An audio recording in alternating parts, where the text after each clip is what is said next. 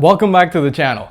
If you're a subscriber here for years, or if you are someone new here, well, it's been 3 years since a video was last posted. 3 years exactly. Now, in this channel, we've seen a little bit of traveling, we've seen a little bit of recipes, we did podcasts, we did a little bit of everything here. But we're gonna open up a new project in this channel. And the name of this project is called The Other Side of the Story. And so what we'll do with this is try to accomplish seeing overlooked or possibly overlooked stories or details in Bible stories and try to understand them in their proper context. So today we're talking about the choices that you make today don't only affect you, but affect those who will come after you. So I got a question. Feel free to answer this question in the comment section, but what is something that has improved your quality of life in such a way that now you realize, I should have done this sooner? So take some time to reflect, write that there. I'd like to hear about you. But let me ask you a question as well, a different question. What is a choice that you need to make today that will change the story, not just of your life, but of those who come after you? Now, this is a reflective question. You don't really have to answer this. But let's travel right now to the Negev desert, and we're going to go to a place called Beersheba. In that time, a man named Abraham, who was a nomad, settled there. He dug a well to provide water for his household and flocks.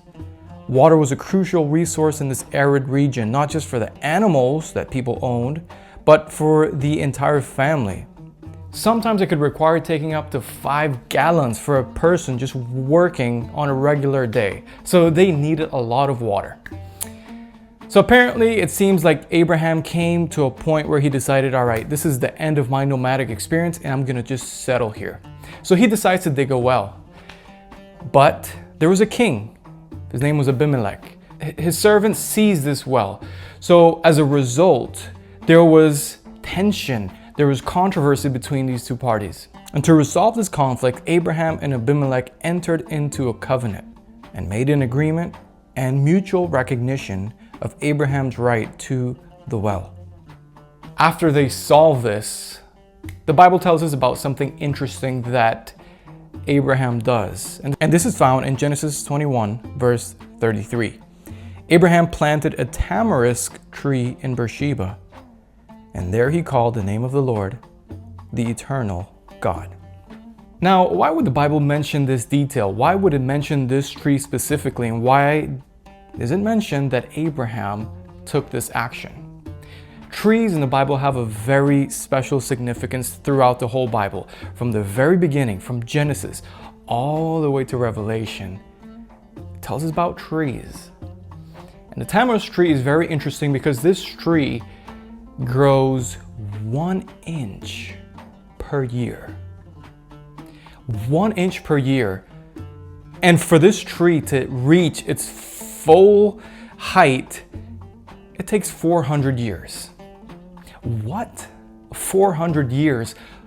Why would Abraham plant a tree that would take so long? He wouldn't even benefit from it. So this is the question that we want to ask. Why did Abraham plant a tree that takes so long to grow? Why would he plant a tree he would never benefit from? Well, let's look into the tamarisk tree. The tamarisk tree is a very interesting tree because it does provide shade, of course. Maybe not so much, but it does provide some shade. But the real benefit from this tree is that it secretes salt. As the water evaporates from the glands of the tree, it creates a cooling effect. So anything surrounding the tree just felt cooler because the temperatures actually dropped. So think of this as a Middle Eastern air conditioner in that time. Yet again, let's ask the question, then why plant a tree that Abraham wouldn't benefit from? Well, when we try to understand it from our perspective, probably wouldn't make sense. But when we go into the perspective of the people in that time, When someone planted a tamarisk tree, when you planted a tamarisk tree, it wasn't for yourself. It was for your future generations. You never planted a tree for yourself. You planted it maybe for your kids, but definitely for your grandkids and great-grandkids and great-great-grandkids, and so it goes. So here we have the question answered. Abraham was sowing into his future generations. I think that's a lot that we can learn in our times today, because everything we want sometimes is right now. We live in a fast-paced world, and patience is a very rare word. And I think this is important to understand because it teaches us to value people over instant gratification. Abraham planted a tree knowing fully well he would not benefit from this tree, yet he decides to do something that would bless those who would come after him. Are you focused on merely gratifying your desires at the moment, or are you planning your efforts, values, and legacy for generations to come? Let's put this in a practical sense. Sometimes it's easier to buy something unhealthy and quick instead of taking the time to making something really delicious and healthy at home. Sometimes it's just easier to spend instead of thinking, hey, you know what, I'm gonna save up and plan for my future.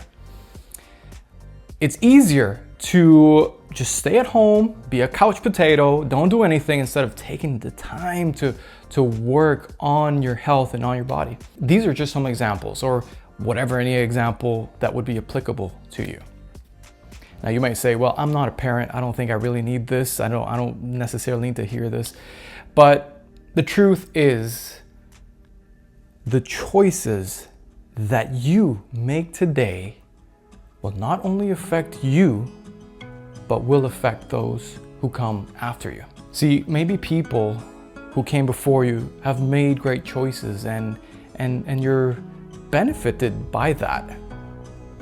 But maybe in your life there's been people who've made wrong decisions, and it's maybe been transferred from one generation to the other and to the other. So the purpose of this is to encourage you to say that you can end that cycle, that you can start something new, that you can say, I'm going to plant a tamarisk tree so that those who come after me can be blessed because I made that choice today. What is a choice that you need to make to end a cycle of just very bad things that have been happening generationally, and say, I'm going to move on, not just for me, but for those who come after me.